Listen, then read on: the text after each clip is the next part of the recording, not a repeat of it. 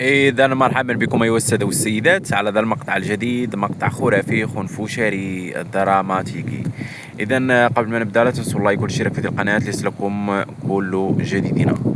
في هذا الفيديو سوف نتكلم عن المونديال وعن نعم عن المونديال وعن ما يحدث في المونديال وكيف منتخبنا المغربي يقدم في هذا المونديال، وعن بعض الأحداث الجانبية مثل المشجع المغربي الذي كان مع تلك البرازيلية يعني في استاد يعني بجانبه.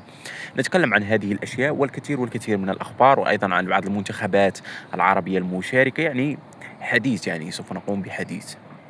أول شيء نبدأ به وهو تعادل منتخبنا مع منتخب البرازيل. تعادل يعني إيجابي.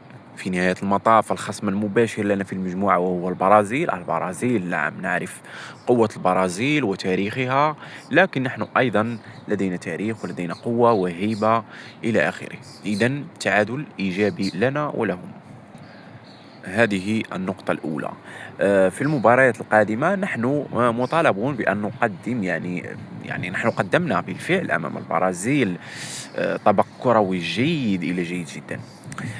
ولكن في المباريات القادمة لازم نأخذ نقاط لكي نضمن الصدارة والتأهل من هذه المجموعة، وأمر شبه سهل بالنسبة لنا وبالنسبة لقوة منتخبنا. لكن يجب أن نكون حذرين، لا نغتر ولا نذهب بتلك السيرة أننا قويين ونستطيع هزيمة أي فريق. دائما كل فريق حتى ولو كان ضعيف فأمامك يصبح قوي. وشاهدنا ما حدث مع إسبانيا والرأس الأخضر.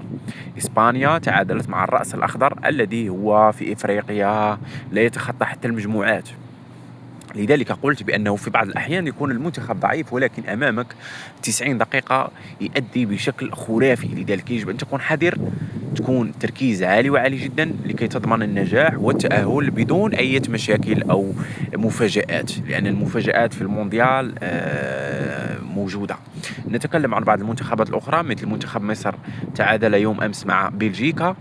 نعم منتخب مصر قدم مباراة قوية شاهدتها يوم أمس، مباراة رائعة مع بلجيكا، أداء جيد دفاعيا. نعم مصر لا أعلم لماذا لا تقدم هكذا كرة في كأس إفريقيا، تقدم تلك الكرة لا أريد أن أقول كلمة غير جيدة، ولكن كرة غير جيدة، كرة تعيسة يعني قبيحة نوعا ما، يضيعون الوقت. يعني أنتم تعلمون كيف يؤدي منتخب مصر.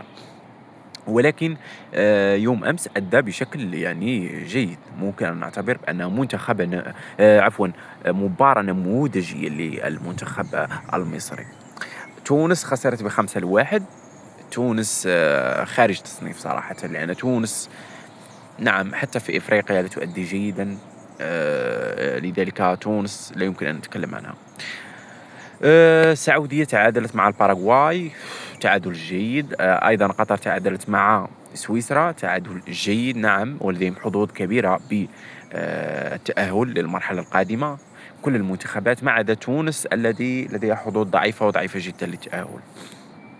لذلك سوف يكون تأهل أكثر من منتخب عربي للدور القادم، يعني هذه شيء شبه مضمون. نتكلم الآن عن بعض الأمور التي حدثت في مباراة منتخبنا، وهي تلك المشجعة البرازيلية التي أزعجت ذلك المشجع المغربي، والذي بصراحة ترفع له القبعة. من خلال ما قرأت في الصحافة وما شاهدت بأنها ظلت يعني تشجع وتسبب له إزعاج، يعني لكن الموضوع يعني جميل. يعني هذا الإزعاج لا يعتبر ذلك الإزعاج السيء. نعم إزعاج بين المشجعين، أنتم تعلمون أنت تشجع ويشجع، يعني يكون بينكما حماس. نعم ليس الإزعاج بالمعنى السلبي.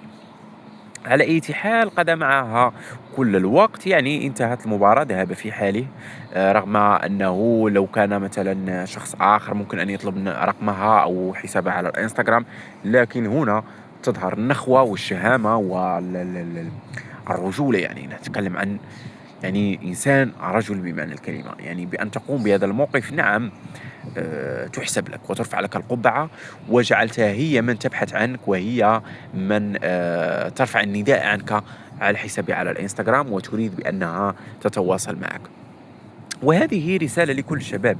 نعم، النساء يا صديقي لا يريدن منك أن تطاردهن، يعني أنت من تبحث عنه، اترك لهم المجال لكي يبحثن هن عنك. يعني ليس دائما أي تواصل مع جنس الآخر، يعني كان لك تواصل مع فتاة أو لا أعلم، يعني في موقف معين، سواء مشابه لهذا الموقف أو موقف مختلف، أن تظل أنت من تطارد. لا، نعم، اضحك، انشط، واذهب في حال سبيلك. إن كانت المسألة